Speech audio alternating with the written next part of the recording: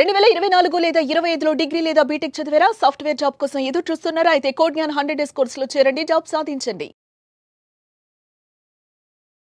నమస్కారం మేడం. నమస్తే. NLP, so meditation క్లాస్లో ఎన్ఎల్పి కూడా మీరు ఇంక్లూడ్ చేయడం జరిగింది. అండ్ ఎస్పెషల్లీ ఎన్ఎల్పి ద్వారా ఎవరైనా కూడా సెల్ఫ్గా వాళ్ళకి వాళ్ళు ఒక్కసారి తెలుసుకోవాలి, అసలు ఏం జరుగుతుంది, నేను ఏం చేయాలి, ఒక సెల్ఫ్ అవేర్నెస్ అనేది ఏ విధంగా ఎన్ఎల్పి త్రూ మనం తెలుసుకోవచ్చు అంటారు. అండ్ దాంతోపాటు చాలామందికి కూడా సెల్ఫ్ రెస్పెక్ట్ అనేది ఉంటూ ఉంటుంది.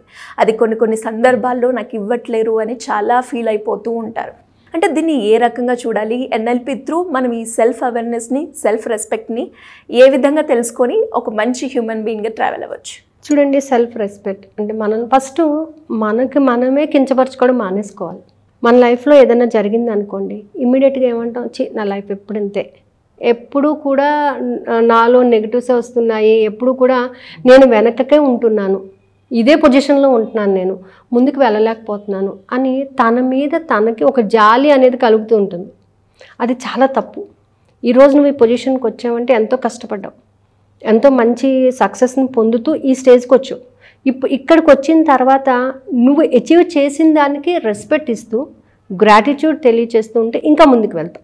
ఎప్పుడైతే మనకున్న పొజిషన్ని మనం రెస్పెక్ట్ ఇస్తామో ఇంకో ముందు పొజిషన్కి వెళ్ళడానికి మనకు ఒక ఛాన్స్ దొరుకుతుంది.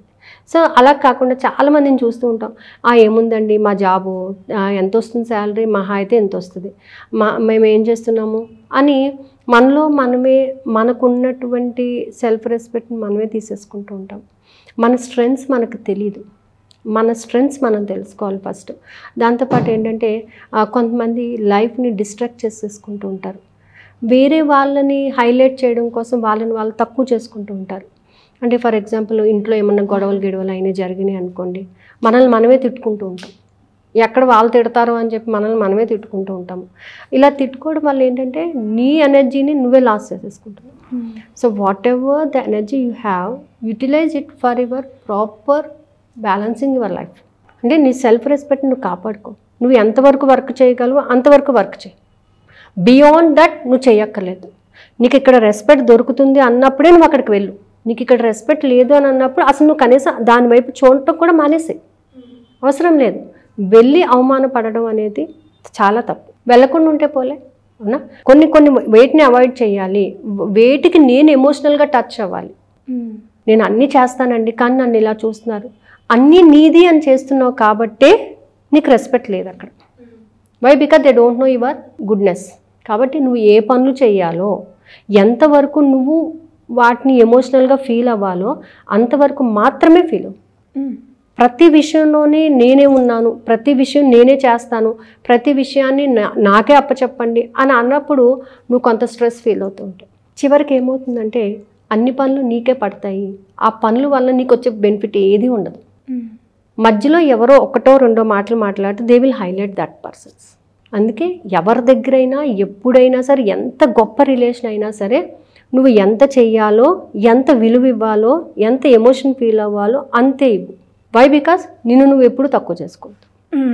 ఒకరి గురించి నువ్వు ఎప్పుడు డౌన్ఫాల్ అవ్వద్దు. అర్థమవుతుందా? నీ క్యారెక్టర్ని నువ్వు మెయింటైన్ చేయగలగాలి. ఎన్ఎల్పి ద్వారా అంటే మనం ఏంటంటే, today I'm happy, I have my own respect, I'm doing the work according to my respect. నా ఆత్మాభిమానాన్ని కించపరిచే విధంగా నేను ఏ పని చేయను. ఎవరూ చేయరు. ముందే డిసైడ్ అయిపోండి, ఎవరూ చేయరు. అందరూ నాకు తగిన గౌరవాన్ని ఇస్తున్నారు, అందరూ నాకు తగిన రెస్పెక్ట్ ఇస్తున్నారు, అందరూ నన్ను ప్రేమగా చూస్తున్నారు అని మీరు రాసేసేయండి. ఫస్ట్ ఫిక్స్ అయిపోండి, అదే జరుగుతుంది. మనం ఎప్పుడైతే నిజంగా ఇస్తారా, వీళ్ళు మనల్ని అలాగే చూస్తారా అని అనుకున్నప్పుడు ఎగ్జాక్ట్గా నెగిటివే జరుగుతుంది. సో సెల్ఫ్ రెస్పెక్ట్ అనేది కాపాలి. అలాగే సెల్ఫ్ అవేర్నెస్ ఉండాలి, సెల్ఫ్ కాన్ఫిడెన్స్ ఉండాలి. ఎప్పుడు ఒకరి మీద డిపెండ్ అవ్వకూడదు. ప్రజెంట్ స్టేట్, పాస్ట్ స్టేట్, ఎప్పుడు ఒకరి మీద డిపెండ్ అయితే నీ పరిస్థితి ఏంటి అక్కడ? జస్ట్ ఒకసారి థింక్ చేయండి. నువ్వు ఎవరి మీద డిపెండ్ అవ్వకుండా ఉంటే నువ్వు ఒక పనిని ఎంత తొందరగా చేసుకోగలుగుతున్నావు? చేంజ్ చేయండి, మైండ్ సెట్ని చేంజ్ చేయండి. అప్పుడు అలా ఉన్నాను కాబట్టి ఇంత టైం వేస్ట్ అయింది, ఇప్పుడు ఇలా ఉన్నాను కాబట్టి ఇంత గెయిన్ అవ్వగలిగాను. డిస్టింగ్విష్ చేసుకోగలగాలి. అలా చేసుకోకుండా లైఫ్ని సాక్రిఫైస్ చేస్తున్నావు అనుకుంటారు. ఎవరి కోసం సాక్రిఫైస్ చేస్తారు లైఫ్ని? నీ రెస్పెక్ట్ నీకు లేనప్పుడు ఎవరి కోసం నువ్వు లైఫ్ సాక్రిఫైస్ చేస్తావు? ఎవరి కోసం లైఫ్ సాక్రిఫైస్ చేయక్కర్లేదు. నీ కోసం నువ్వు బతకాలి. నీ కోసం నువ్వు బతకాలి అని అంటే నీవేంటి అనేది నీకు తెలియాలి. నీ ఎనర్జీస్ ఏంటనేది నీకు తెలియాలి. నువ్వు ఏం చేస్తావు, ఏం చెయ్యగలవు, నువ్వు ఏం సాధించగలవు అనేది నువ్వు అండర్స్టాండ్ చేసుకోవాలి. ఈరోజు నేను ఈ వర్క్ చేయగలనండి, చేసి చూపించేసేయండి వెంటనే. నిన్ను వేలు పెట్టి చూపించిన వాళ్ళని తిరిగి ఆ వేలు వాళ్ళ వైపే వెళ్ళేటట్టుగా చూపించాలి తప్ప ఇలా అంటే మనం ప్రతిసారి కూడా మన ప్రోగ్రామింగ్ ఎలా ఉందంటే I'm good, I'm confident, I can complete my work in time, I reached my destiny in time అని మనం ముందుగానే రాసుకొని పెట్టుకోండి. ఎప్పుడు వర్క్ అంటే మనకి అలా సెల్ఫ్ అవేర్నెస్, సెల్ఫ్ రెస్పెక్ట్ కావాలంటే ఫస్ట్ డిసిప్లిన్ కావాలి. ఆ సెల్ఫ్ డిసిప్లిన్, ఇవాళ మనకి ఇంత ఎనర్జీ ఉంది, మనకి ఈ ఎనర్జీని కరెక్ట్గా ప్రాపర్ వేలో నేను యూటిలైజ్ చేసుకున్నానా లేదా? యూటిలైజ్ చేసినప్పుడు నీ స్ట్రెంగ్త్ ఏంటో తెలుస్తుంది. ఒక్కోసారి మనకు తెలియకుండానే ఈ వర్క్ నేనే చేశానా, ఇంత బాగా నేనే చేశానా అని అనుకుంటాం. అంటే ఒక మూమెంట్లో, ఒక ఎమోషన్లో మనకు తెలియకుండానే మనం ఆ వర్క్ని కంప్లీట్ చేసేస్తాం. ఒక కసి అనమాట. ఆ కసి అనేది మనలో ఉండాలి. ఇప్పుడు ఎన్టీ రామారావు గారు ఉన్నారండి, ఒకసారి ఓడిపోయారు చీఫ్ మినిస్టర్, మళ్ళీ వచ్చారు అని అంటే ఆయనకి ఆ కసి ఉంది కాబట్టి, నేను మళ్ళీ ఆ స్టేజ్కి రావాలి అనేటటువంటి కసి ఉంది కాబట్టి అలాంటి కసి పెంచుకోవాలి.